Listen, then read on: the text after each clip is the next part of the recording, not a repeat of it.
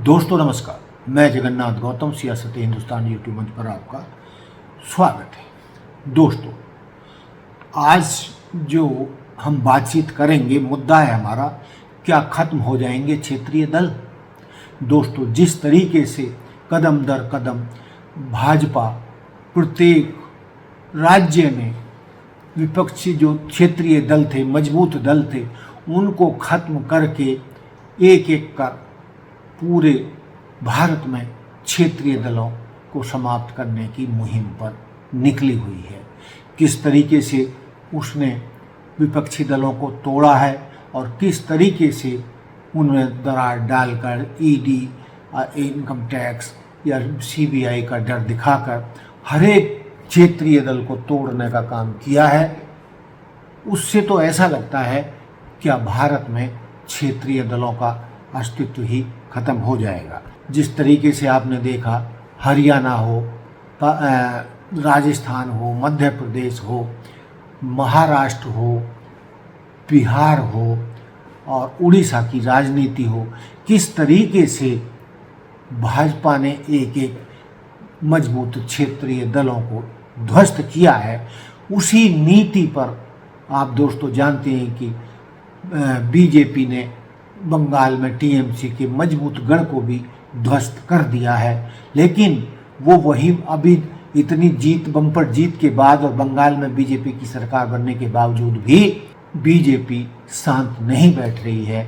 मोदी साहब शांत नहीं बैठ रहे हैं। जो 80 विधायक टीएमसी के हैं, उनमें भी तोड़फोड़ करने के मंसूबे पाल रही है। और पाल क्या रही है, बल्कि सीधी खबरें आ रही हैं कि जो 80 विधायक हैं, उनमें से 2/3 को तोड़कर भाजपा हमेशा के लिए टीएमसी की कमर तोड़ देना चाहती है, ममता बनर्जी को ध्वस्त कर देना चाहती है, जिससे भविष्य में कोई उसका मुकाबला करने की स्थिति में ही ना हो।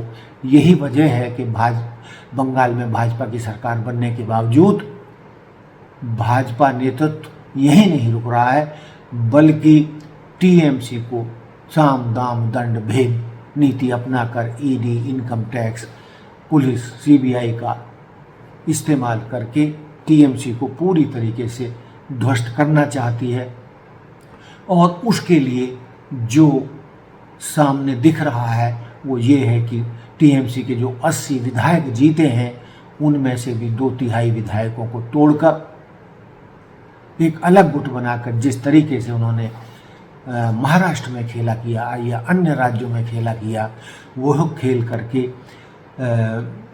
बीजेपी टीएमसी यानी ममता बनर्जी को हमेशा के लिए खत्म करना चाहती है। दोस्तों, भारतीय राजनीति में इस समय एक बहुत बड़ा सवाल तैर रहा है, क्या देश में क्षेत्रीय दल यानी रीजनल पार्टियां धीरे धीरे खत्म हो रही हैं या की जा रही हैं। महाराष्ट्र में जो हुआ वो हम सब ने देखा। शिवसेना और एनसीपी, शरद पवार की पार्टी को 2 फाड़ कर दिया और अब सबकी नज़रें टिकी हैं बंगाल पर। बंगाल से पहले बिहार में जो बीजेपी ने किया वो भी किसी से छिपा नहीं है। दोस्तों, चुनाव चाहे जो भी रहे हों, लेकिन एक सवाल हवा में तैर रहा है कि टीएमसी के भीतर की हलचल के पीछे कौन है। टीएमसी को चुनाव जीतने के बाद भी कौन तोड़ना चाहता है। क्या बीजेपी बंगाल में जीत या मजबूत स्थिति के बाद भी टीएमसी को कमज़ोर करना चाहती है। आज हम इस वीडियो में 5 बड़े और कड़वे सवालों का विश्लेषण करेंगे। दोस्तों, पहला सवाल, टीएमसी को कौन तोड़ रहा है और बीजेपी जीतने या मजबूत होने के बाद भी टीएमसी को क्यों निशाना बना रही है। दोस्तों, राजनीतिक विश्लेषकों का मानना है कि बंगाल में बीजेपी का मकसद सिर्फ एक चुनाव जीतना नहीं, बल्कि वहां वामपंथ की तरह खुद को एक स्थायी सत्ता के रूप में स्थापित करना है। दोस्तों, अस्तित्व की लड़ाई। बीजेपी जानती है कि जब तक ममता बनर्जी का कद्दावर नेतृत्व सामने है, तब तक बंगाल पर पूरी तरह नियंत्रण पाना मुश्किल होगा। नेताओं का संतोष। टीएमसी के भीतर भी कई बार स्थानीय स्तर पर भ्रष्टाचार के आरोप और आंतरिक कलह के कारण नेता खुद सुरक्षित ठिकानों की तलाश में रहते हैं, जिससे फायदा बीजेपी जैसी आक्रामक पार्टियां उठाती हैं। दोस्तों, अब आते हैं सबसे बड़े डर पर। क्या बंगाल में भी महाराष्ट्र की तर्ज पर खेला होगा महाराष्ट्र में बीजेपी ने शिवसेना और शरद पवार की पार्टी को कानूनी और राजनीतिक रूप से दो धड़ों में बांट दिया और इसी नीति पर अब बंगाल में बीजेपी काम कर रही है। क्या बीजेपी बंगाल में हमेशा के लिए रास्ता साफ करना चाहती है? जवाब है हाँ। यह राजनीति के किल द अपोजिशन मॉडल जैसा है। बीजेपी का लक्ष्य है कि बंगाल में कोई ऐसा क्षेत्रीय छत्रप ही न बचे जो दिल्ली को चुनौती दे सके। अगर टीएमसी के भीतर ममता बनर्जी के बाद की लीडरशिप जैसे अभिषेक बनर्जी को लेकर कोई भी असंतोष बढ़ता है तो बीजेपी वहाँ सिद्धे मॉडल को दोहराने से चूकेगी नहीं। दोस्तों, क्या क्षेत्रीय दलों को समाप्त करने की राष्ट्रीय नीति है? दोस्तों, आपने देखा कि नवीन पटनायक, केसीआर, मायावती और अखिलेश यादव को किस तरीके से कमज़ोर करने की नीति पर भाजपा चल रही है। सवाल सिर्फ बंगाल का नहीं है। क्या बीजेपी एक देश, एक पार्टी या कम से कम एक मजबूत राष्ट्रीय दल और कमज़ोर विपक्ष की नीति पर चल रही है? दोस्तों, दिखता तो ऐसा ही है। क्षेत्रीय दलों पर संकट। दोस्तों, शिवसेना एनसीपी पार्टी में दो फाड़, असली नाम और सिंबल पर कब्जा। दोस्तों, दिल्ली, पंजाब, आम आदमी पार्टी, केंद्रीय एजेंसियां, ईडी, सीबीआई की जांच और कानूनी घेराबंदी। जिस तरीके से भाजपा ने दिल्ली में आप पार्टी को ध्वस्त किया, अब वो बंगाल में ऐसा कर रही है और पंजाब में भी सत्ता काबिज करने के लिए अमित शाह जी ने डेरा डाल दिया है और अपने पासे फेंकने शुरू कर दिए हैं। दोस्तों, बीजेपी का मानना है कि क्षेत्रीय दल देश में गठबंधन की मजबूरियों और परिवारवाद को बढ़ावा देते हैं। इसलिए विचारधारा के स्तर पर बीजेपी एक महत्वपूर्ण केंद्र और राष्ट्रीय नैरेटिव चाहती है जहां क्षेत्रीय अस्मिता की राजनीति को कमज़ोर हो जाए, यानी क्षेत्रीय दल समाप्त हो जाए। सवाल 4, दिल्ली के बाद अब पंजाब का नंबर। दोस्तों, हमारे एक दर्शक ने बहुत महत्वपूर्ण मुद्दा उठाया। दिल्ली में आम आदमी पार्टी को घेरने के बाद क्या अब पंजाब की बारी है? गृह मंत्री अमित शाह का पंजाब पर विशेष ध्यान देना महज इत्तेफाक नहीं, बल्कि पंजाब में भी अब क्षेत्रीय दलों को समाप्त करने की नीति पर अमित शाह नीतियां बना रहे हैं। उन्होंने वहां पर डेरा डालना शुरू कर दिया है। दोस्तों, जैसा कि आप जानते हैं कि पंजाब एक सीमावर्ती राज्य है। बीजेपी वहाँ सुरक्षा और राष्ट्रवाद के मुद्दे पर पैर पसारना चाहती है। अकाली दल के कमज़ोर होने के बाद वहाँ जो वैक्यूम यानी खाली जगह बनी है उसे बीजेपी भरना चाहती है।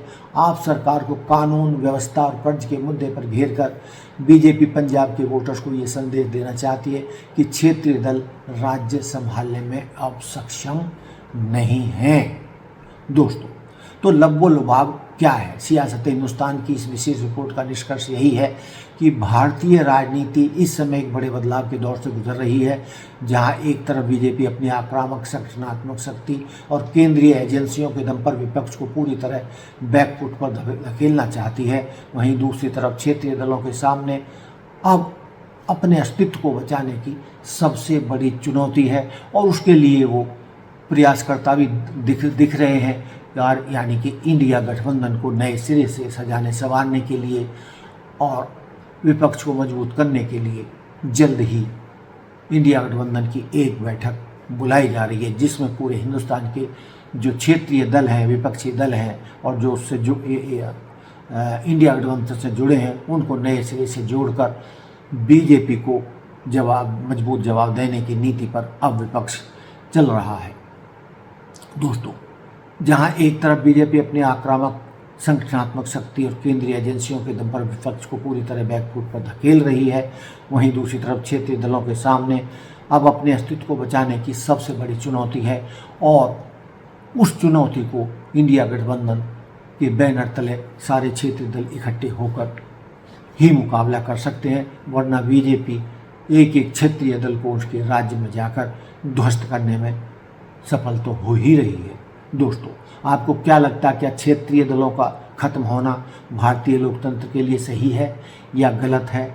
अपनी राय कमेंट बॉक्स में ज़रूर लिखें। सियासत हिंदुस्तान को लाइक और सब्सक्राइब करना ना भूलें। दोस्तों, ये संभवतः भारत की राजनीति उस मोड़ पर जा चुकी है जहां क्षेत्रीय दलों को के अस्तित्व के लिए जो भाजपा ने एक चुनौती खड़ी कर दी है, उनका बचाव वो कैसे करें, वो अपने दम पर करें या सब के सब मिलकर इंडिया गठबंधन की छतरी के नीचे आकर एक मजबूत नीति बनाकर भाजपा की इस आक्रामक नीति जो क्षेत्रीय दलों को समाप्त कर रही है उसके लिए इकट्ठे होकर उसका सामना करें।